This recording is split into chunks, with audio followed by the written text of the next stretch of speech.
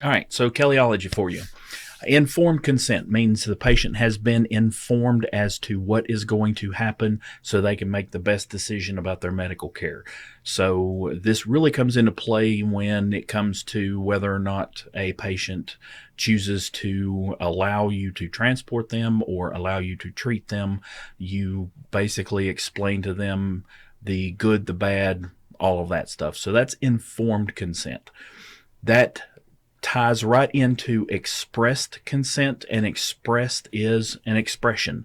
They have said yes, they want you to take care of them or treat them. That can be done verbally, it can be done in writing. If they can't write or speak, then they can simply nod. That's considered expressed consent. The patient has expressed to you that they consent to you treating them.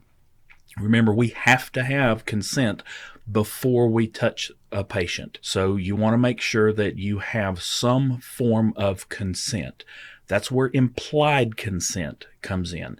Implied consent comes into play when a patient has been incapacitated, they are unconscious, they are not able to communicate with you in any way for whatever reason. And in that case, it is considered implied consent, which means if the patient were conscious or were able to communicate with you, that it is implied that they would want you to help them or help to take care of them. So that's where implied consent comes in.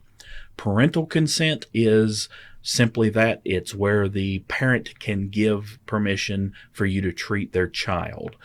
Implied consent falls in when we're dealing with minors.